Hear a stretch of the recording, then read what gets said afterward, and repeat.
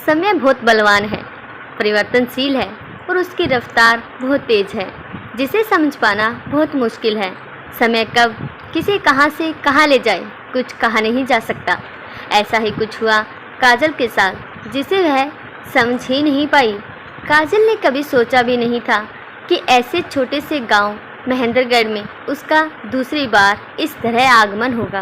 पहली बार जब वह इस गांव में आई थी, एक नई नवेली दुल्हन बनकर, हाथों में मेहंदी, रंग बिरंगी चूड़ियाँ, पैरों में बजने वाली पायल और चेहरे पर लंबा घूंघट डाले वह विक्रम के पीछे पीछे चल रही थी। गांव की औरतें मंगल गीत गा रही थी और बच्चे उसका घूंघट उठाकर उसका चेहरा देखने के लिए ललायत थे। आंखों में सपने सजाए उसके पैर ससुराल की तरफ बढ़ रहे थे।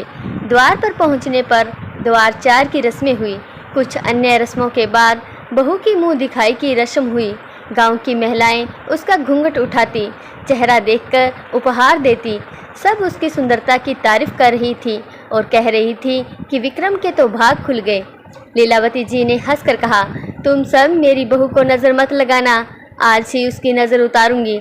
लीलावती जी की खुशी का कोई ठिकाना नहीं था। इस तरह हंसी मजाक करते रस्म पूरी हुई। लीलावती ने गांव की प्रथा के अनुसार सबको गुड़ बांटा।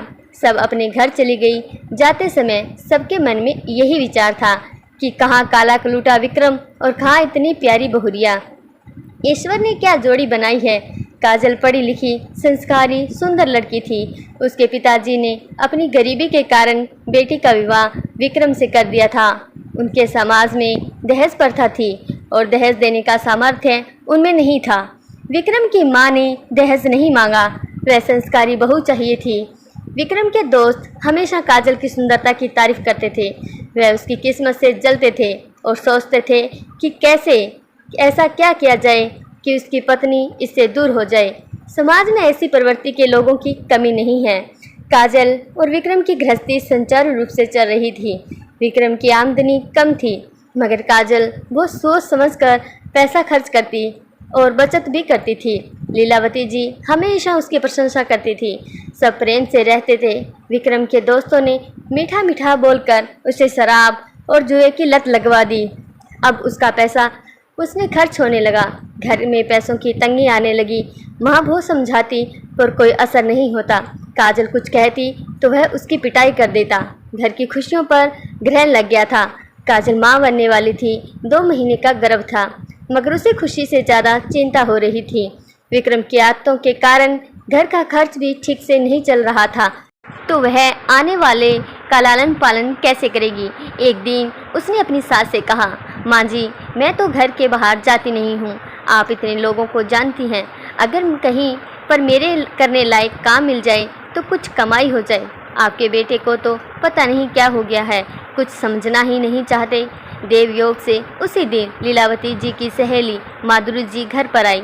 बातों बातों में वह बोली, मैं बहुत परेशानी में हूँ। छोटी बहू को लड़की हुई है, मगर बहू और बेटी दोनों की तबीयत ठीक नहीं है। बड़ी बहू के दोनों बेटे अभी छोटे हैं, दिन भर धमाल करते हैं, पढ़ाई भी नहीं करते। बहू अकेले घर का काम करती हैं तो थक जाती है। मैं चाहती हूँ कि कोई घर जैसी महिला मिल जाए जो बच्चों को संभाल ले। मुझसे भी अब काम नहीं बनता। लीलावती ने काजल से पूछा। वह तुरंत तैयार हो गई। उसने कहा, आप बच्चों की पढ़ाई की चिंता भी मुझ पर छोड़ दें, मैं उन्हें पढ़ा भी दूंगी। दूसरे दिन से काजल माधुरी जी के यहाँ काम पर जाने लगी। वह बच्चों को संभालती और साथ ही साथ बच्चों को पढ़ाई भी करवाती। उसका पढ़ाने का ढंग ऐसा था कि बच्चों को पढ़ने में मज़ा आने लगा था। घर के सभी लोग खुश थे, पैसों की कमी नहीं थी। काजल की कमाई से घर व्यवस्थित चलने लगा।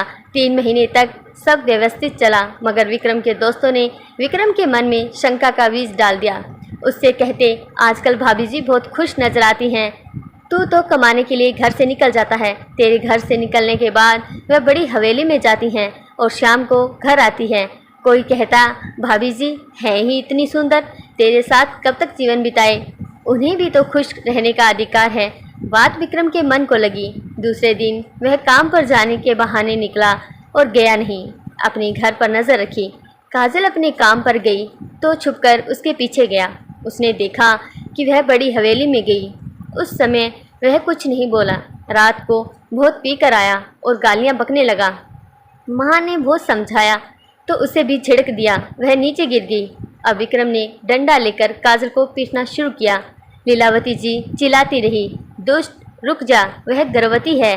मगर उसके सर पर खून सवार था। वह दुगने वेग से झपटा लक्ष्मी पता नहीं कहाँ कहाँ मुंह काला करके आई है। उस दिन वह उसे मार ही डालता अगर पड़ोसियों ने बीच बचाव नहीं किया होता। गांव छोटा था, किसी ने थाने में खबर कर दी। पुलिस विक्रम को पकड़कर ले गई। काजल का गर्भपात हो गया। इस सदमे में लीलावती जी का देहांत हो गया। एक खुशहाल घर की खुशियों पर इस शक के कीड़े ने ग्रहण लगा दिया था। काजल को कुछ समझ नहीं आ रहा था। उसे प्यार करने वाली सास भी उसे छोड़कर चली गई थी। वह किसके सहारे रहे? उसके 13 दिन का कार्यक्रम उसने अपने सामर्थ्य के अनुसार किया।